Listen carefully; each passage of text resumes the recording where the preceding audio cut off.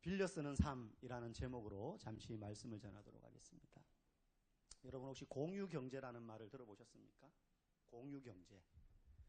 뭔가 이렇게 같이 경제적인 활동을 한다라는 그런 뜻처럼 들리죠? 맞습니다. 이제까지 물건은 소유의 개념. 내가 값을 주고 사면 내 거예요. 그럼 나만 쓸 수 있는 거죠.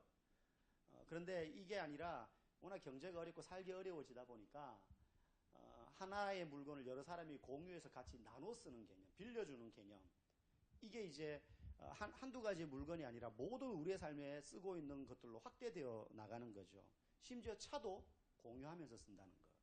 그래서 요즘 나온 게 카쉐어링이라는 앱도 있죠. 그리고 서비스도 있고요. 그럼 렌트카가 있는데 카쉐어링, 자동차 나눠 쓰는 거랑 렌트카랑 뭐가 다르냐? 장단점이 조금씩은 있는데 렌트카는 보통 하루 단위로 빌립니다. 그죠? 내가 그날 하루 2시간만 타도 하루치를 줘야 돼요. 무조건. 그리고 기름 내가 쓰는 거 내가 기름 다 넣어야 됩니다. 그죠? 많은 차이가 있는데 카쉐어링 같은 경우는 30분 단위로 내가 탄 시간만큼만 비용을 지불합니다. 그리고 기름도 넣으면 내가 소비한 기름 양만 계산을 하면 돼요. 거기 이제 카드 같은 게 다 있어가지고 그렇게 이제 계산이 다 되는데요. 쓴 거리만큼 이제 기름 값을 주면 되는 거죠. 그래서 좀 오래 쓰겠다 그러면 렌트카가 낫고, 급하게 내가 하루를 쓰겠다. 오늘 오전에 어디를 가야 되는데 급히 차가 필요하다. 근데 렌트카는 예약하고 통화를 하고 또 거기 가야 되고 막 이런데, 카쉐어링은 앱으로 딱 찾아가지고 내가 있는 곳에서 제일 가까운 데 가가지고 그냥 차를 타면 돼요. 그런 장단점이 있어서 자동차까지도 이제 빌려 쓰는 시대가 된 거죠. 편리할 것 같죠? 좋을 것 같죠? 질문을 한번 해보겠습니다. 그러면 나는 그렇게 빌려서 쓰는 게 훨씬 좋을 것 같아 라는 생각이 듭니까? 그래도 내 걸 가지고 있는 게 좋아. 여러분 어떤 생각이 듭니까? 돈을 좀 주더라도 내 걸 가지고 있는 게 마음이 편할 것 같다라는 생각 아마 들 겁니다. 오늘 우리가 읽은 본문은요, 영적인 개념에서 소유의 개념에 대한 이야기를 하고 있습니다. 우리가 좀 살펴보고자 합니다. 오늘 본문은 두 부류의 사람들에 대해서 미가 선지자가 그들의 잘못을 지적하는 장면이 나옵니다. 우리가 미가서를 앞에 쭉 3장까지 살펴봤지만 미가는 주로 어떤 사람들의 죄를 외쳤습니까? 요즘식으로 말하면 고위공직자들, 가진 사람들, 권력을 쥐고 있는 사람들, 그리고 부자들, 이런 사람들이 권력과 가지고 있는 부를 가지고 없는 사람들 거를 그거를 십시일반 다 뺏어가지고 착취하다시피 해가지고 그들의 배를 더 불리는 일에 항상 혈안이 되어 있음을, 미가 선지자가 그것은 하나님이 미워하시는 죄다라고 이야기를 하고, 그리고 그런 죄를 지은 너희들에게 하나님이 이렇게 심판하실 것이다 라는 내용을 3장까지 쭉 이야기를 했습니다. 오늘 4장에서는 두 부류의 지도계층에 대해서 미가 선지자가 비판을 하는데, 첫 번째 1절에서 4절까지, 4장 1절에서 4절까지 나오는 계층은요, 지도자들이에요. 지도자들. 지도자들 그러면 구체적으로 명칭이 나오지 않았기 때문에 우리 머릿속에 떠오르는 사람들을 생각하면 됩니다. 정치인일 수도 있고, 대기업 회장 같은 사람들일 수도 있고, 군인들일 수도 있고, 어쨌든 사회의 지도층에 있는 사람들, 그죠? 지식계층, 대학 교수라든지 그런 사람들을 통칭한다고 우리가 생각하면 돼요. 그런데 이 지도자들의 죄에 대해서 이야기하는데요, 미가 선지자가 하나 꼽은 게 있습니다. 그게 뭐냐면 그대들의 본분은 정의로 사람들을 다스리는 거라는 거예요. 공의로 사람들을 다스리는 거라는 겁니다. 다시 말하면 법대로, 규정대로, 그리고 법은 모든 사람들에게 공평하게 적용되지만 특히 힘이 없고 약한 사람들, 그런 사람들에게 대하여 더 엄격한 게 아니라 똑같이 때로는 긍휼을 베풀 수 있으면서 법의 테두리를 벗어나지 않는, 그렇게 공의로 백성들을 리드하고 통치해야 되는 것이 지도자들의 본분인데, 이들이 어떻게 다스렸느냐? 오히려 선을 미워하고 악을 기뻐하며 백성들을 다스리는데요. 여기 보면 구체적으로 뼈를 꺾고 살을 찢어 말기고 마치 솥단지에 끓일 고기 다지듯이 백성들을 그렇게 다스렸다는 거예요. 한마디로 포악하게 다스렸다는 겁니다. 공의로 다스려야 되는 지도자들이 그 본분을 잊어버리고 포악하게 다스렸다. 그 잘못을 막 미가 선지자가 꾸짖고 있습니다. 왜 그럴까요? 왜 그럴까요? 그들의 본성 때문일까요? 인간은 죄인이기 때문에 그래. 물론 한편으로는 그 말도 일리가 있죠. 아니면 처음에는 안 그랬는데 나중에 권력이 있는 자리에 올라가다 보니까 그 권력의 달콤한 맛에 빠져가지고 사람들이 사리분별을 못하고 이성의를 잃은 거야. 물론 그것도 그럴 수 있습니다. 그런데 이런 것들은 하나의 나타난 결과예요. 본질적으로는 권력의 진짜 근원, 주인이 하나님이라는 사실을 이들이 잊어버렸기 때문에 그렇습니다.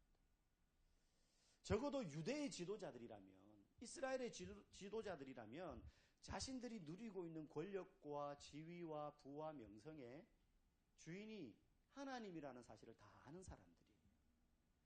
하나님이 그들에게 살 땅을 주셨고, 그들이 원하는 대로 왕을 세워주셨고, 그리고 그들이 원하는 대로 지경을 넓혀주셨어요. 그래서 거기서 안정되게 안주하면서 더 이상 떠돌지 않고 살 수 있는 터전을 주신 분이 하나님인데, 거기서부터 권력이 나오고 권세가 나오고 그리고 그들이 누릴 수 있는 삶의 모든 근원이 나왔거든요. 이걸 누구보다도 잘하는 사람들이 유대인들이었단 말이죠. 그런데 어느 순간 그 자리에 있는 사람들이 자기들이 가지고 있는 권력과 권세와 지위가 하나님이 주인이라는 사실을 잊어버리는 순간, 그들은 마치 이게 자기들 것인 양, 자기들의 소유인 것인 양 쓰기 시작하면서 이게 결과가 결국은 이렇게 나오는 거예요.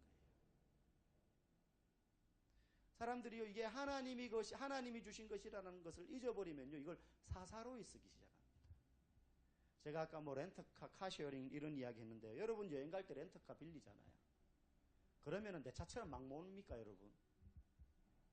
막 아무데나 불법 주차하고 그냥 대충 그냥 접촉사고 내고, 아니면은 막 구정물인데 그냥 막 지나다니고 그렇게 합니까? 안 합니다. 빌려줄 때 어떻게 해요? 어디 손상이 있는지, 어디 긁혀 있는지를 대충 다 같이 확인하고 타고 와서도 그걸 그쪽에서 확인을 하죠. 그걸 알기 때문에 곱게 타고 그대로 돌려주려고 최대한 애를 씁니다. 왜냐하면 내게 아님을 알기 때문이에요. 내 차 같으면 가다가 뭐 어디 좀 긁히고 접촉사고 나면 내가 알아서 해결하고, 뭐 내 거니까 어쩔 수 없어, 내 책임이야. 그런데요, 내게 아니면 곱게 타는 거예요. 렌터카가 아니라 누구 거 빌려만 한번 타보십시오. 네. 그런데 여기서 제가 설교 준비하면서 참 아이러니가 하나 생겼어요. 성도들이 교회 차는 정말로 자기 차보다 더 편하게 몰아요, 보면. 그래서 교회 차들, 우리 교회 차는 아직 안 그런데 얼마 안 됐으니까 교회 차들이 수명이 되게 짧습니다, 보면. 왜냐하면 한 사람이 몰면 그래도 괜찮아요. 여러 사람이 타다 보니까 그러기도 하고, 운전 습관이 또 다 다르거든요. 특히 옛날에 이제 수동 변속기 차들 많이 탈 때는 어떤 사람은 이 정도 속도에 2단으로 3단으로 올리는데, 어떤 사람은 엔진이 막 터져 나갈 듯하게 해도 2단에서 3단을 안 바꾸는 사람도 있고요. 그러다 보니까 차들이 오래 못 가요. 예. 뭐 다른 승합차들은 일반 한 10만 킬로 뛰어도 생생한데, 교회 차들은 10만 킬로 뛰면 벌써 덜덜덜덜 거립니다. 놔주고 소리가 나와요. 그런데 대부분 우리가 다른 차를 빌렸으면 곱겠어요. 왜? 내게 아니라는 것을 알기 때문에 그래요. 내게 아니라는 것은. 권세의 주인이 하나님이신데 그걸 잊어버리고 마치 자기 것인 양, 자기의 소유인 양 생각하자 이 유대의 지도자들은 그걸 자기들을 위해서 사사로이 쓰기 시작했다. 다시 말하면 차를 막 몰기 시작한 거예요. 이건 내 건데, 이렇게 생각하기 시작하죠. 여러분, 권세만 그럴까요? 돈도 그렇습니다. 하나님이 주신 귀한 물질이죠. 근데 이 생각이 사라져버리기 시작하면 우리에게 나타나는 증상이 뭐냐면, 이걸 막 쓰는데요, 내 기쁨과 즐거움을 위한 일에 막 돈을 쓰기 시작합니다. 하나님을 위해서 쓰지 않아요.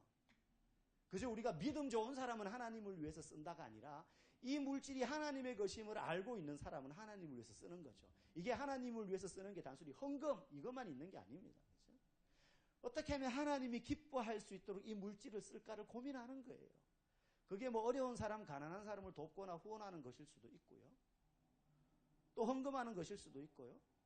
또 이걸로 자선사업뿐만 아니라 또 다른 사람들을 양육하고 키우고 의미 있는 일에 얼마든지 우리가 쓸 수 있고, 우리가 상식적으로 생각했을 때 이건 하나님이 기뻐하시겠다. 그런데 이게 하나님의 것이 아닌 것처럼 느끼기 시작하는 순간, 이걸 물질의 대부분을 내 만족과 즐거움을 위해서 이거 사서 쓰고 저거 사서 한번 해보고. 그래서 여러분, 돈뿐만 아니라 뭐 앞에 말한 권력, 직업, 자녀, 우리의 가정, 나의 꿈, 이것들의 최종 종착지가 어디에 맞춰져 있느냐를 가만히 생각해 보면 이것들의 주인이 하나님의 것이라고 내가 여기고 있느냐, 아니면 내 것이라고 생각하고 있느냐를 우리는 구분할 수 있습니다. 자녀, 내 거라고 생각하면 내가 원하는 자녀가 되었으면 하는 마음으로 키웁니다. 그죠? 공부 잘해가지고 나는 그렇게 못 살았지만 내 자식은 남들한테 좀 큰 소리 치고 뭐 그럴 만한 좀 높은 사회적인 지위도 누리고, 그래서 돈도 좀 뭐 펑펑 쓰고, 그러려면 공부 잘해가지고 좋은 대학 가가지고 대기업에 들어가서 뭐 이런 그런 이제 삶, 그걸 내가 원하면 우리 자녀를 그렇게 키우려고 해요. 왜? 자녀가 내 거라고 생각하기 때문에 그래요. 물론 얘는 내 거야 뭐 이렇게 머릿속에 항상 각인하고 있는 건 아니지만 은연중에 내 안에 자녀가 나의 소유라고 생각하는 거죠. 근데 시편 말씀처럼 자녀는 우리의 소유가 아닙니다. 하나님이 우리에게 주신 하나님의 기업이에요. 하나님의 것입니다. 가정이나 건강이나 이 모든 것들, 우리의 몸도 하나님의 것입니다. 내 거라고 생각하면 막 해프게 쓰기 시작합니다. 차 쓰듯이. 근데 하나님의 것이면 거룩한 하나님의 성전이라고 하셨는데, 내가 이 안에 술이나 담배나 외설적인 거나 욕설이나 세상의 물질적인 가치관들로 내 몸과 내 마음과 내 심령을 채울 수가 없는 겁니다. 왜? 이건 내 몸이 아니에요. 껍데기. 내면도 마찬가지고 하나님의 것입니다. 하나님의 것이. 어떤 목사님은 여기서 좀 더 나가가지고 폭식해가지고 살 뒤룩뒤룩 찌고 막 게으르고 이것도 하나님의 몸인 육신을 더럽히는 거다 뭐 이렇게 말하는 분이 계시죠. 괜히 막 살찐 사람들 정죄하고 뭐 그 정도까지는 아니지만은 우리의 내면과 우리의 육신을 하나님의 기뻐하시는 삶을 사는 데 쓰는 도구로 우리가 여길 때 우리가 막 살지 않는 거죠. 세상이 이상한 것으로 막 채우지 않는 겁니다. 이 손을 노름하는데 안 쓴다는 거예요. 이 입에다가 부어서는 안 될 것을 붓지 않고 꼽아서는 안 될 걸 꼽지 않는다. 왜? 내게 아니에요. 하나님의 것이기 때문에.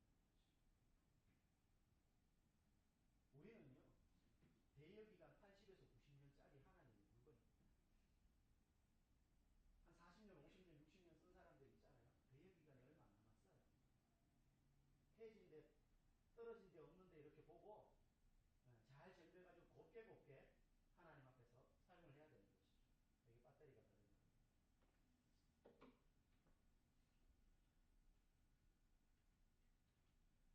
오늘 이 유대의 지도자들이 그렇게 하나님 앞에서 이 권세와 지위가 자기들의 것인 양 쓰기 시작하는 순간 그들은 죄를 범하게 되었다는 것입니다. 끊임없이 우리는 이 땅에 있는 것들을 내 것으로 소유하고 싶은 본성이 있어요.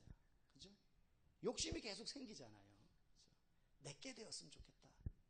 내게 되었으면 좋겠다. 빌려 쓰는 걸로 성이 안 차는 거죠. 써보고 좋으면 저거 사고 싶다. 지르고 싶다. 또 다른 신인, 지름신이 나를 영접하거라 그러면서 막 옆에서 꼬십니다. 그러면 막 인터넷 누릅니다. 이제. 어느 날 집 앞에 보면 택배 기사가 보내준 물건들이 박스채로, 그거 보면서 막 기뻐하는 분들이 택배 박스가 막 너무 좋은 거예요. 그거 보면 막 만족스럽고 있잖아요. 막 두근두근거리고 있잖아요. 탁 퇴근해서 왔는데 집 앞에 택배 박스가 있다. 막 이번엔 뭘까? 하도 많이 주문해서 몰라요. 이게 뜯어놓고도 내가 이걸 언제 주문했지? 내가 주문한 게 이게 맞나? 빨간색 맞나? 막 헷갈려요. 하도 많이 막 재고 보다 보니까. 택배 기사가 남편보다 더 반가워요. 우리의 마음속에요, 하나님이 주인이라는 것을 인정하기 싫은 죄의 본성이 우리 안에 있어요. 하나님이 아니라 내 삶의 주인은 내가 되고 싶은 거예요. 그래서 오죽하면 노래도 내 인생은 나의 것, 잘못된 노래입니다. 내 인생은 나의 것이 아닙니다. 내 인생은 처음부터 끝까지 하나님의 것이죠. 하나님의 것입니다. 그런데 그게 우리는 싫은 거예요. 내 것이라야 내 마음대로 살는데 하나님의 것이니까 마음대로 못 살거든요. 빌린 몸이니까 내 마음대로 못 산다는 거예요. 성경은 계속 그 이야기를 하거든요. 너 그러니까 그렇게 살면 안 돼. 예수님 봐라, 사사로이 살았냐? 마음대로 살 수 있는 분이셨지만 그렇게 안 살았지 않냐? 인간들을 위해서 사셨잖아. 그게 정말로 옳은 것이고 맞는 것인 줄 알겠는데 막 싫은 거예요, 그게. 그래서 내 마음대로 살고 싶은 겁니다. 그러다 보니 이 유대 지도자들이 어떻게 합니까? 포악으로 다스리는 거죠. 포악으로 다스리는. 내 마음대로 안 되니까. 예. 과거 군부 독재 시절 보십시오, 우리나라도. 우리나라뿐만 아니라 어느 나라도 마찬가지고, 지금 아프리카, 지금 사우디도 지금 이제 공포정치가 불고 있거든요. 왕위 계승이 이루어지면서 막 숙청하고 있습니다. 중동 지역이나 아프리카 같은 데 보면 과거 우리나라 60년대, 70년대, 80년대 있었던 그런 독재 시절 국가가 많아요. 예. 그런 사람들이 이 나라의 주인이 자기인 줄 알고 권세가 자기 건 줄 알고 천년만년 한번 휘둘러 보려고 하다 보니까 그런 일이 생긴 거 아닙니까? 얼마나 많은 사람들이 누명 쓰고 고통당했습니까? 여러분, 하나님이 우리에게 주신 모든 것들, 이게 우리의 것이 아니라 하나님의 것이라는 사실을, 내게 아니라 빌린 거라는 사실을 여러분 꼭 기억하시기 바랍니다. 우리의 인생은 그런 겁니다. 오늘 미가 선지자가 두 번째로 꾸짖는 대상이 있습니다. 그 사람들은 선지자들입니다. 개인적으로 굉장히 가슴 아프게 본문을 읽었습니다. 선지자들은 말 그대로요, 선견자들입니다. 오늘 본문에 나오는 것처럼. 하나님의 뜻을 받아서 앞일을 미리 이야기하는 사람들이에요. 그러면 자기가 앞일을 미리 알아서 전하는 게 아니라 하나님이 가르쳐 주신 것을 그대로 전하는 스피커예요. 나팔입니다. 복사기예요. 그러니까 사사로이 자기의 이야기를 하면 안 되는 거죠. 거기에 해석을 부여하거나 가감을 하면 안 됩니다. 예전에 제가 신대원 다닐 때 설교학 교수님 중에 박희천 목사님이라고, 거의 막 이렇게 나이가 많으셔가지고 은퇴를 하셨는데 특강처럼 저희한테 오셔서, 제가 들어가기 한 10년 전에 이제 설교학 교수님이셨는데 아주 우리나라에서 유명하신 분입니다. 이분이 시험을 칠 때 실습을 하는데 이제 5분짜리 설교를 하게 하거든요. 그러면 5분 안에 막 설교를 잘해야 성적을 잘 맞을 거 아닙니까? 그러니까 막 그 5분 안에 도입, 서론, 본론, 결론, 예화, 막록 하려니까 얼마나 말도 빨라지고 내용도 막 5분 안에 진리를 담아야 되니까 얼마나 힘듭니까? 그런데 이 목사님은 느리거든요, 말투가. 그러면 탁 듣고 있다가 5분 시간은 다 줘요. 중간에 안 잘라요. 아주 인격적인 분이어서. 탁 하고 막 예화 막 넣고 이러고요. 다 끝나고 나면, 전도사님, 성경에 그런 예화가 나오나요? 당연히 안 나오죠. 이해를 돕기 위해서 예화하는 건데. 그분의 요점은 왜 성경에 없는 이야기를 자꾸 갖다 붙이냐 이거예요.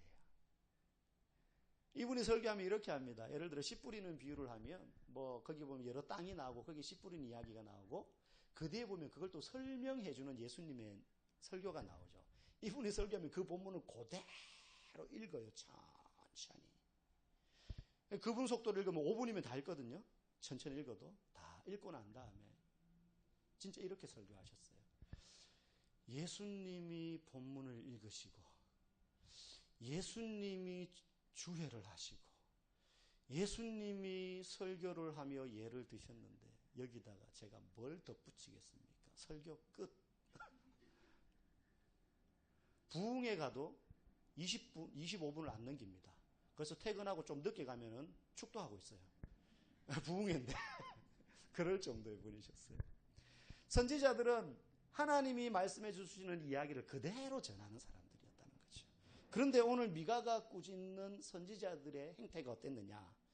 너무 웃긴 이야기가 나와요. 5절에 보면요. 내 백성을 유혹하는 선지자들은 이에, 여기서 이라는 이빨을 말하는데 이에 물 것이 있으면 평강을 외치고 입에 무엇을 채워주지 아니하면 전쟁을 준비한다. 이게 무슨 말이냐면 백성들이 와가지고 뭐 막 좋은 거 주고 말이죠. 선물 주고 맛있는 거 주고 이러면 하나님이 당신을 축복하십니다. 걱정하지 마십시오. 하나님은 사랑이십니다. 막 이러면서 그 사람들이 듣고 싶어하는 좋은 이야기를 해주는데 뭐 아무것도 없어요. 뭐 갖다 바치는 것도 없고 선지자한테 선물도 안 해주고 막 그래요. 그러면 하나님이 당신을 심판하실 것입니다. 막 이러면서 공포 분위기를 조성한다는 거예요. 거예요. 여기서 전쟁을 준비한다라는 말은. 그러니까 선지자들이 하나님의 말씀을 대언한 게 아니라 자기들 뜻대로, 자기들이 볼 때 흡족하면 좋게 말해주고 마음에 안 들면 한번 당해봐라 이래가지고 자기들 멋대로 겁주고 공포감을 심어주고 막 그렇게 했다라는 거예요. 그러니까 미가도 선지자인데 선지자가 볼 때 얼마나 그게 가슴 아팠겠어요. 도대체 저것들이 선지자냐 싶기도 하고. 한 발 더 나가서 뒷부분 12절, 11절, 10절에 가면 선지자들이 그렇게 말합니다. 하나님은 평강의 하나님이셔가지고 우리에게 그렇게 안 대하셔. 하나님이 니한테만 예언을 주셨냐? 우리한테도 주셨다. 막 그러면서 자기들이 왜곡해서 하는 말도 하나님이 주셨다고 거짓말까지 막 친다는 겁니다.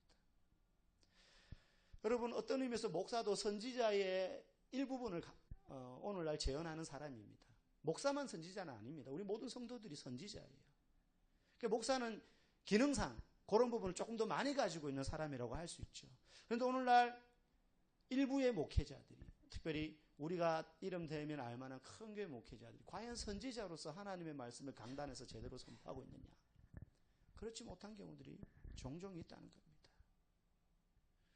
그저께도 뉴스를 보다가 그날 인터넷에 계속해서 유명한 한 교회의 이름이 오르고 목사님 이름이 오르길래 이분이 또 왜 오르지? 세월호 때도 한번 올랐었는데 뭐지 하고 있었는데 저녁에 뉴스 딱 하는데 다른 뉴스에서는 안 다른지 모르겠는데 거기서는 다루더라고요. 아들한테 교회를 물려준다는 거예요. 셋을. 어마어마하게 큰 교회입니다. 교인수 한 10만 명 되는. 근데 자기 아들한테 세습을 하기로 했다는 거예요. 이게 왜 이슈가 됐냐면 그 교당 교회법으로 세습이 금지되어 있어요. 세습을 하면 불법이에요. 교단법으로. 그런데 어떻게 하느냐? 저도 처음 들었어요. 쿠션 세습. 아들한테 바로 주면 교단법을 어기는 거니까 사람들도 뭐라고 그러니까 손가락질하니까 이걸 제3자한테 그러니까 다른 전혀 진짜 제대로 된 이제 후임을 뽑아요. 근데 이 사람은 한 9개월만 목회하다가 나가라 이렇게 하는 거예요. 그리고는 나가는데 그냥 나가는 게 아니고 이 목사가 그전 원로 목사의 아들을 자기 후임으로 앉히는 거예요. 그러면 이 목사는 세습해 주는 건 아니게 되는 거예요. 어떻게 보면. 그죠? 자기가 아들한테 물려주는 건 아니니까 한번 거치니까 후임으로 들어온 거지 내가 세습해 준 거 아니라는 거예요. 눈 가리고 아웅하는 거 아닙니까? 이게 쿠션 세습이래요. 저도 처음 들었어요. 이렇게 제가 그걸 보면서 막 너무 막 이렇게 또 왜 답답한 마음이 느껴지는 그런 거 있잖아요. 이게 또 어떤 교회는 부산에 있는 큰 교회입니다. 아주 많은 교회에 영향력을 미쳐서 세미나도 많이 개최하고 수많은 한국교회 목사들이 거기 가서 세미나도 듣고 막 이렇게 했어요. 지금도 그게 돌아가요. 그 행사 세미나가. 그런데 이 목사님이 저도 우연히 목사님들 있는 자리에서 들었어요. 그 교회에서 부목사로 있다가 오신 한 목사님이 그 이야기를 하더라고요. 부산에 본 교회가 있고 경기도 어디에 이제 지교회가 있다는 거예요. 최근에 선포를 했다고 합니다. 본 교회는 자기 아들한테 주고 지교회는 사위 목사한테 주기로. 이게요. 대기업이 오너가 자기 2세한테 회사를 물려주기 위해서 쓰는 편법하고 똑같아요. 이게. 삼성이 에버랜드 주식 해가지고 이렇게 해서 이재용 씨한테 물려준 거하고 똑같은 방법으로 물려줘가지고 난리 났었거든요. 이게 지금도 그게 해결이 안 됐어요. 근데 이미 이제 이재용한테 다 갔죠. 그거하고 똑같이 교회를 물려준다는 거예요. 이 시대의 선지자 역할을 감당해야 될 목회자들이 그들이 처음부터 그랬던 건 아니지만 왜 잘 나가다가 그렇게 큰 교회로 성장하기만 하면 이렇게 될까라는 고민이 항상 있었어요. 이들이 처음에는 정말 많은 이들에게 존경을 받았고 도전을 줬던 분들입니다. 앞에 세습 그 이야기의 주인공신 목사님도 제가 다른 몇몇 예화나 그분의 목회에 지나온 발자취에 대해서는 굉장히 존경을 해요. 감히 제가 따라갈 수 없는 발자취를 걸어오신 분이에요. 압니다. 정말 도전 많이 받고 그 이야기 들으면서 너무 부끄러운 적도 있었어요. 그런데 지금 그런 결정을 하시는 걸 보면서 왜 저렇게 됐을까? 초기에는 그렇지 않았겠지만 시간이 흐르면서 부와 명성이 쌓이고 그럴수록 성도들은 그 모든 공로가 저 뛰어난 목회자 때문이라고 여기면서 목회자 본인도 하나님 나라를 바라보는 가난한 마음이 사라져버렸기 때문입니다. 뺑 둘러가지고 당신이 최고야라는 박수 소리만 들리니까 그런 거예요. 그래서 명성과 부를 자신의 자녀들에게 세습해서 이 땅에서 잘 먹고 잘 살았으면 하는 마음이 생기는 거죠. 안정감. 물론 이 시대에도 훌륭하고 좋은 목회자들이 그것보다 훨씬 많이 있음을 압니다. 그러나 성경은요, 우리에게 좋은 지도자, 좋은 목회자가 아니라 오늘 본문을 통해서 완벽한 통치자요, 완전한 지도자, 진정한 목자가 있다고 우리에게 이야기하고 있습니다. 세상의 통치자들은 오늘 본문에 보면 2절, 3절, 4절에 보면 백성들의 가죽을 벗기고 뼈를 꺾고 살을 솥에다가 넣어서 삶아 먹는다고 했습니다. 그런데 우리의 완전한 지도자인 예수 그리스도는 어떻습니까? 자신의 살을 찢었습니다. 백성들의 살을 찢는 게 아니라 우리가 살을 찢어야 되는데 예수님은 자신의 살을 찢었고요. 자신의 뼈를 내어주셨어요. 세상의 악한 통치자들은 그들의 죄로 인해서 고난당할 때 미가 선지자가 이야기합니다. 그들에게 임할 하나님의 심판에 대해서. 그들의 죄로 인해서 고난당할 때 하나님 앞에 그들이 부르짖어도 하나님이 얼굴을 돌리신다고 하셨습니다. 그런데 예수님은 어떠셨습니까? 예수님의 죄가 아니라 우리의 죄로 인해서 고난당하실 때 예수님께서 하나님께 부르짖었어요. 그런데 그때 하나님이 외면하셨죠. 여러분, 누가 우리의 진정한 통치자입니까? 자신의 이익을 위해서 백성들을 포악으로 다스리다가 정작 자기가 고난당할 때 부르짖어도 하나님이 외면하는 그런 통치자가 우리의 통치자이기를 원하십니까? 아니면 우리의 죄 때문에 자신이 고난당하실 때 하나님에게 철저하게 외면당하시면서도 그 길을 포기하지 않고 우리를 살리시기 위하여 목숨을 내어주신 그분이 우리의 진정한 통치자이기를 원하십니까? 우리는 우리의 진정한 통치자가 누구인지를 오늘 본문을 통해서 바라봐야 됩니다. 예수님만이 우리의 진정한 통치자시구나. 거짓 선지자들은 어떤 사람들이었습니까? 자신들의 이익 여부에 따라 가지고 이게 돈이 되고 뭔가 이득이 생기면 하나님의 말씀을 왜곡해서 전했습니다. 하나님의 말씀을 자신들의 이익을 추구하는 도구로 썼습니다. 교회를 하나님을 위하여 쓰는 게 아니라 자신의 이익을 유지하고 추구하는 도구로 쓰는 사람들이 거짓 선지자들이었어요. 그러나 예수님은 어땠습니까? 하나님의 뜻대로 심판과 회개의 메시지를 외쳤고 천국 소망을 외치셨지만 정작 본인은 어떤 이익도 편안함도 취하지 않으셨습니다. 그분은 고난당하셨죠. 굶주리셨고 추위에 떠셨고 배고픔에 시달리셨습니다. 예수님이야말로 우리의 진정한 통치자요, 진정한 선지자이십니다. 그분이 내 삶을 다스리도록 기도하셔야 됩니다. 우리는 나라와 민족을 위해서 좋은 지도자들 되게 해달라고 기도해야 되지만 무엇보다도 하나님께서, 예수님께서 나의 진정한 지도자가 되시고 나는 그 예수님에게 다스림을 받겠습니다라고 우리는 날마다 기도해야 되는 것입니다. 그리고 그분께 내 삶을 온전히 내어드리면서 살아야 되는 거죠. 그럴 때 좋은 대통령이 있어서 내가 편안한 게 아니고 좋은 지도자들이 있어서 평안한 게 아니고 좋은 목사가 있어서 평안한 게 아니라